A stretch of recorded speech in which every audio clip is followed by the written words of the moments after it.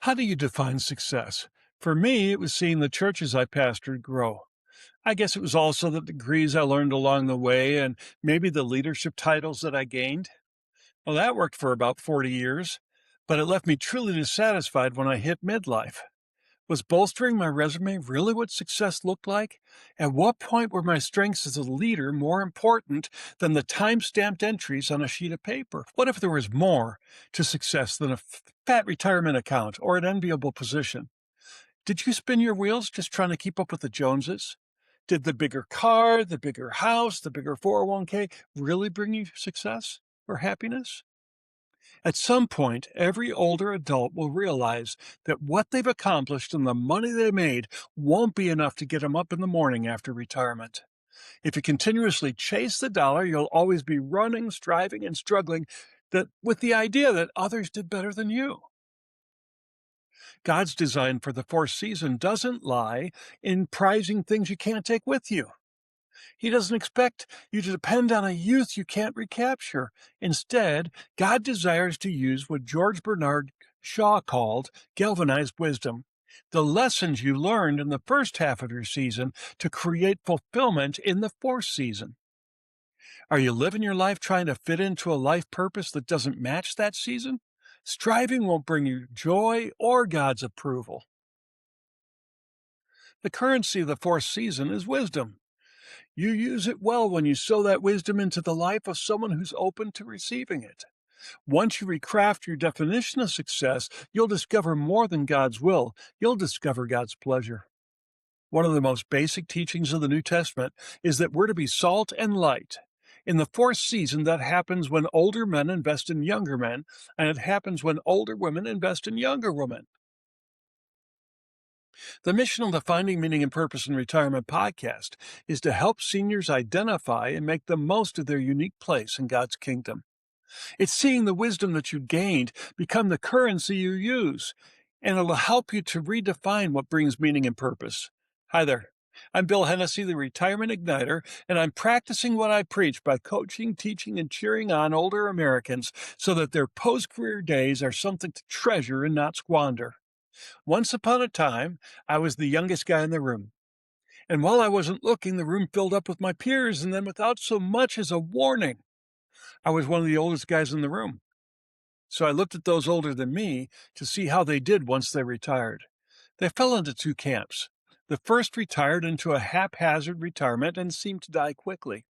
The others seemed to just shift gears and live with greater enthusiasm than ever before. In time, I observed several common factors. Armed with a new mission, I took my observations and wrote a book about purposeful retirement. Then I built on that foundation and created the Retirement Ignition Method. I organized it as an acronym for the word purpose. The first P stands for pause. Pause and recognize that life has changed. Take a moment to breathe, to reflect, and to see that God's inviting you into a new season. U is for uncover. Confront the fog, the loneliness, and the loss. Face the frustrations and the disappointments so that you can see what's really underneath. R is for release. Choose to let go of what you cannot hold on to. The past, old roles, what others expect of you, and focus on what you can change. P is for pinpoint. Look for the gaps and the longings in your life. That emptiness, that's the space where God is ready to plant your next spark. O is for observe. Seek God's guidance. Pay attention to the opportunities, the nudges, and the whispers He's placed in your path. S is for surround. Engage with others who share your passion.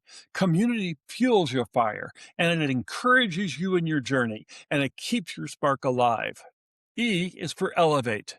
Repeat these steps to strengthen your ignition muscle, and with every challenge you navigate, your purpose grows stronger and your fire burns deeper, ready for whatever comes next. Now I share that teaching in church-based workshops and small retreats. I also coach individuals and groups.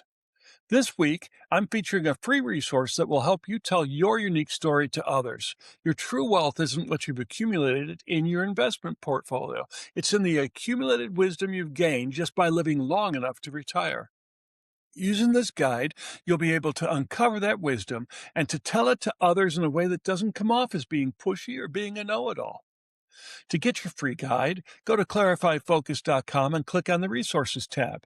You'll be surprised how easy it is to write your story in a way that leaves a legacy for your children and their children and for any others who would identify with your wins and losses and gain powerful insights into ways that they can handle life's challenges.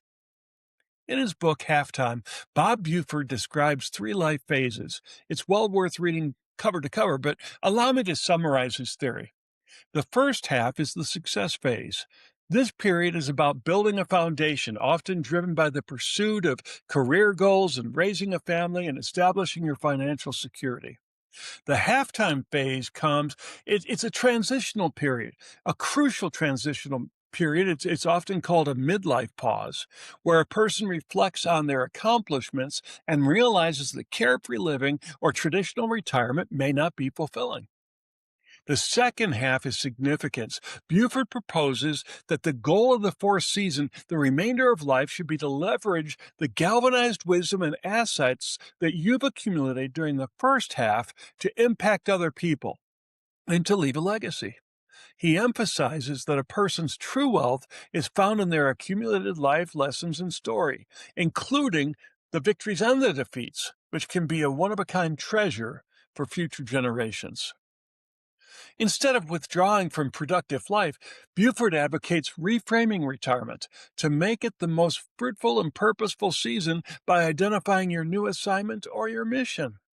My guess is that you'll find God has commissioned you to use your fourth season to make a difference in your family, in your church, in your community. Unfortunately, I know that private coaching can be expensive and take weeks or even months. But what if I told you that there was a way that you could invest just a couple of days, not only to identify your galvanized wisdom, but to learn to weave my 7-point retirement ignition method into your everyday living? I'm confident that it can help you figure out your retirement why. I have good news for you. For the first time ever, you can join me and a small group of new friends in beautiful Branson, Missouri. It happens on May 18th through the 21st, and it promises to be a powerful time for reframing your retirement, making it the most fruitful season of your life. If you want to know more, go to retirementIgniter.com and click on the Retreat tab. All the information you need to make a life-changing decision is there. I really do hope you'll join me in Branson.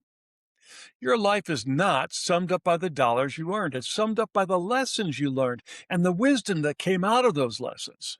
Learning to put that wisdom to work will give you a fresh sense of purpose and add tremendous meaning to your life. So why not get started today? If you enjoyed today's podcast, would you share it with a friend who may benefit from it? My prayer is that we can develop a nationwide movement of seniors who have both identified and put to work their God-given meaning and purpose for their retirements. Oh, and would you take just a second to hit the subscribe button to ensure that you stay up to date on my podcast? A new episode appears every Tuesday. Until next week, live out your retirement knowing that God created you to live with meaning and purpose.